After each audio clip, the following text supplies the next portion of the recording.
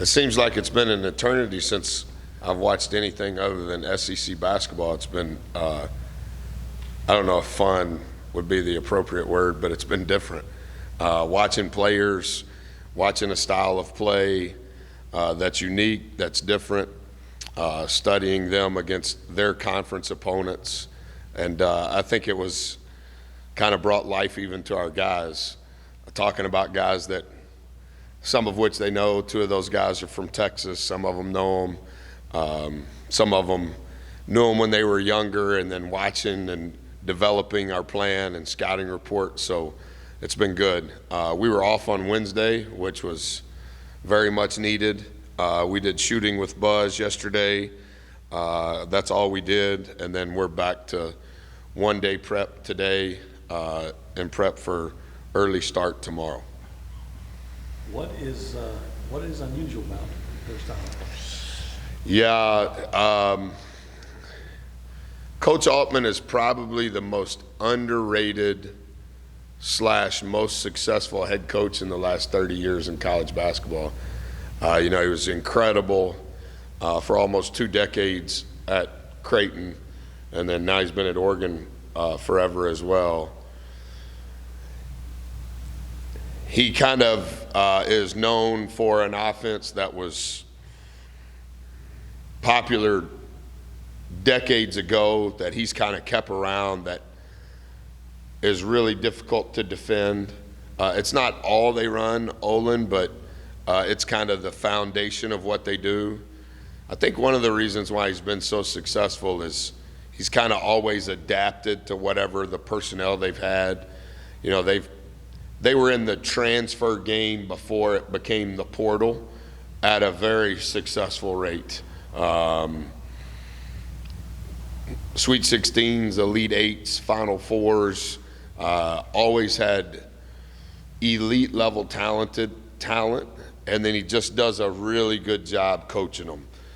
Their style of play is distinct on both ends, and I think because he's not flashy, he's not an extrovert, he doesn't spend extra time trying to maybe create notoriety for himself, but like if you study the numbers, and I've been a big fan of his for a long time, like he's been ultra successful. I mean, he'll end up being a first ballot Hall of Famer.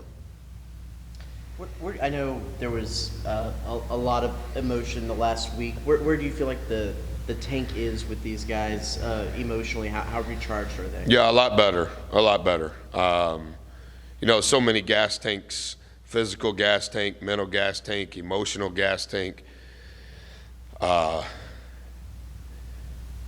Thankful for the run we had in Tampa. And when you're in the midst of that, there's so much adrenaline that's helping you emotionally, adrenaline that's helping you physically. But we were the first game at the same time every day for 4 days. So we traveled there on Tuesday. We had the practice on Wednesday there at the arena. And then from Wednesday night until the tournament was over, it was Groundhog Day as far as what we did as coaches, what we did with our players in the hotel, what we did with our players in preparation for the game. And then maybe a little bit, maybe it's because I'm old, living on East Coast time for that long, your body kind of adjusts to that. And then you get back at midnight here, and included during that time was the spring forward, so you ended up losing an hour. So there was a lot of stuff. And then the emotion of all that came with it, good and bad, to play our 5th game in 6 days. Like Wednesday, I didn't do anything. I physically couldn't. Your body just aches, and some of it's just like the adrenal flush, like you're just kaput. And then started coming back around a little bit yesterday. And I think this will be the first time, Travis, that we've practiced since the last time we had media availability, last Tuesday. And during that time, obviously, we've played 5 games, but we've never practiced. So today, this morning, will be our first practice since last Tuesday. So, yeah, I think it's just part of what we've been through. I think our guys have been mature in how they've handled it. And I think as coaches, we've probably been accountable in how we've tried to walk the thin line of what's right and what's wrong. And, yeah, I think we're back going now. I know you are very regimented with your schedule. And there's no, like, I was having this conversation with Rock, and my wife was with me, and not that she's with me every time, but, you know, I've been doing it 15 years now, and so, like, it was the first time in my career I played 4 games in 4 days. When do I eat? When do I wake up? I don't sleep very well. I train every day, but I can't train because the game's at noon. So just everything, and you know, we're just in the little bitty, just in the hotel room, and the rhythm or the routine or the rituals, it's kind of all of it. Rock always says it's tedious. Like there's no way I can go, yeah, okay, that one, it's good enough now, I can go to the next thing. Like it's over and over, and I have these notebooks, and my GA is in charge of my scout notebooks. And there's certain things that I have to go through from the previous game. So we played Florida, it was our second game. We play Auburn, it's our second game. We play Arkansas, our third game. We play Tennessee, it's our second game. So I have to go through each of those games and study it in preparation for what it is that I do for that particular game. And there's just man hours that are not, you can't detract from. And then our players, there's a thing that I do with our players that only comes from me that I make them write down. And so I have to research all of those things and the words that I want to say.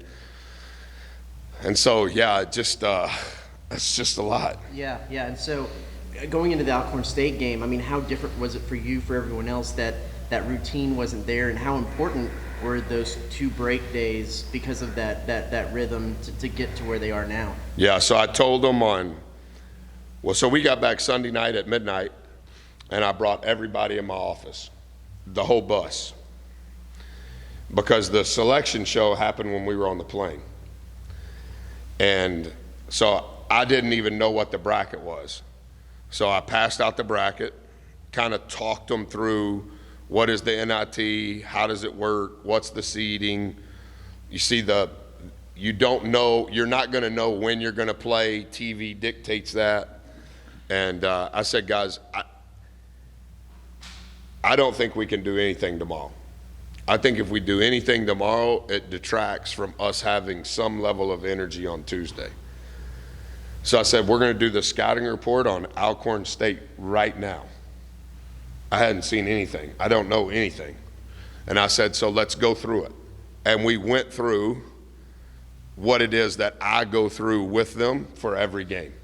And then before the game, Tuesday night, guys, let's go through it again. And they know it.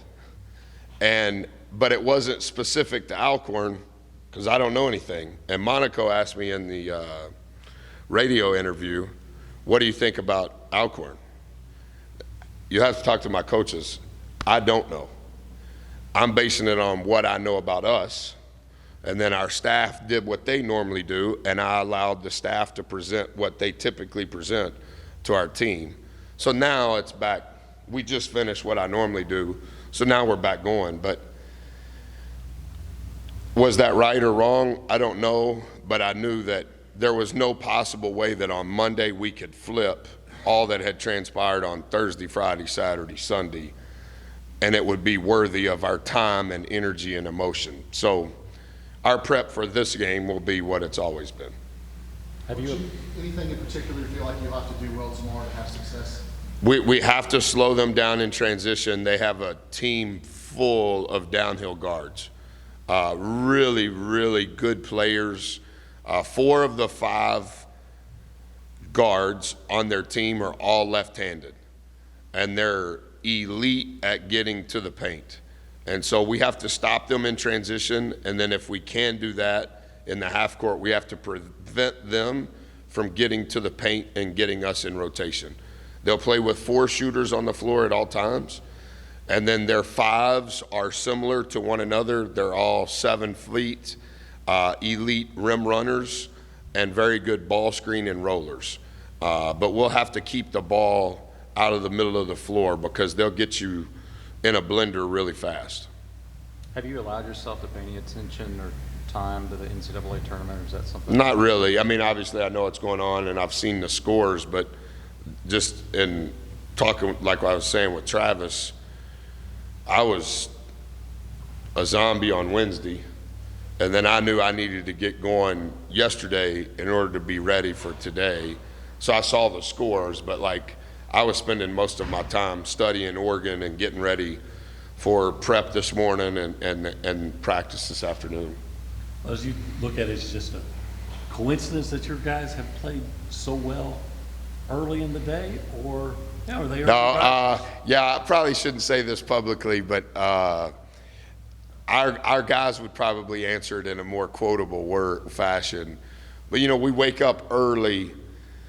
We always start work the day after Labor Day, and the day after Labor Day through Thanksgiving, we do all of our work in the morning. And that's hard if you're a new person to our program. It's hard if you're an adult that's a new person to our program, because early where I grew up is before the sun comes up. And so we develop a habit of waking up early, and I always tell them at some point our habit of waking up first will win us a game. And it happened this year. We played the first game in Vegas. Vegas was at noon. Our first game in Vegas was a noon tip, which I think is 10 o'clock in the morning here. And our guys are like, Coach, 10 o'clock in the morning, that's lunch. Yep, it's late, pal. We'll be in good shape. And so, like, if there is an early tip, they love it because they kind of believe, like, yeah, we wake up early. This is good. You know, not saying that the opponent doesn't wake up early, but I don't think it's a coincidence. Anything else for Coach? Just the ability to be able to play at home, how much does that mean for you? I thought the crowd was great on Monday or Tuesday. I appreciate Ross allowing everybody to come. Everybody buy a hot dog and Coke to help our revenue. But yeah, I think it's cool.